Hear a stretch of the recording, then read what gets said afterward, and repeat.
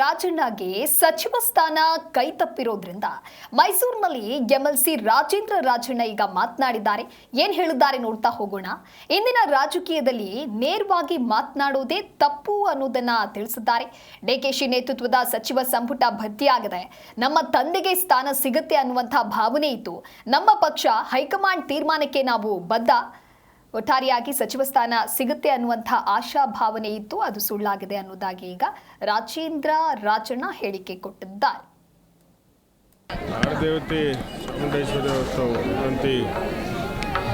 ಪ್ರತಿ ವರ್ಷ ಬರ್ತಿರ್ತೀನಿ. ಆಷಾಢ ಮಾಸದಲ್ಲಿ ಬರೋವಂಥದ್ದು ರೂಢಿ. ಸೊ ಈ ವರ್ಷವೂ ನಾನು ತಾಯಿಯ ಆಶೀರ್ವಾದ ಪಡೆಯೋದಕ್ಕೆ ಬಂದಿರುವಂಥದ್ದು. ಮತ್ತು ವಿಶೇಷವಾಗಿ ಇಡೀ ರಾಜ್ಯಕ್ಕೆ ಒಳ್ಳೆ ಮಳೆ ಆಗಲಿ ಅನ್ನೋ ಒಂದು ದೇವರಲ್ಲಿ ಕೇಳಿಕೊಂಡು ಮತ್ತು ಎಲ್ಲರಿಗೂ ಒಳ್ಳೇದಾಗಲಿ ಅಂತ ಕೇಳ್ಕೊಳ್ಳೋದಕ್ಕೆ ನಾನು ಇವತ್ತು ಕಷ್ಟ ಮಾಡೋದಕ್ಕೆ ಬಂದೆ. ಎರಡನೇ ಹಂತದ ಸಚಿವ ಸಂಪುಟ ಪುನರ್ರಚನೆ ಆಗಿದೆ ಡಿಕೆಶಿ ನೇತೃತ್ವದಲ್ಲಿ. ನಮ್ಮ ತಂದೆಯವರು ಈಗ ಎರಡನೇ ಹಂತದ್ದು ನಿನ್ನೆ ಡಿ ಕೆ ಶಿವಕುಮಾರ್ ಅವರ ಮುಖ್ಯಮಂತ್ರಿಗಳ ಸಚಿವ ಸಂಪುಟ ನಿನ್ನೆ ಎಲ್ಲ ಭರ್ತಿ ಆಗಿದೆ. ಇಲ್ಲ ಒಂದು ಆಶಾಭಾವನೆ ಇತ್ತು, ತಂದೆಯವ್ರಿಗೆ ಸಿಗುತ್ತೆ ಅನ್ನೋವಂಥ ಭಾವನೆ ಇತ್ತು. ಯಾಕಂದರೆ ನಮ್ಮದು ದೊಡ್ಡ ಜಿಲ್ಲೆ ತುಮಕೂರು ಅಂತ ಹೇಳಿದ್ರೆ 11 ತಾಲೂಕು ಅಸೆಂಬ್ಲಿಗಳು ಬರೋವಂಥದ್ದು. ನಾವೆಲ್ಲ ಇನ್ನೂ ಒಂದು ಜಿಲ್ಲೆಗೆ ಒಂದು ಸಿಗುತ್ತೆ, ತಂದೆಯವ್ರಿಗೆ ಸಿಗುತ್ತೆ, ಇಲ್ಲ ಅಂದರೆ ನನಗಾರ ಆಗುತ್ತೆ ಅನ್ನೋ ಒಂದು ಭಾವನೆಯಲ್ಲಿ ನಾವಿದ್ದು.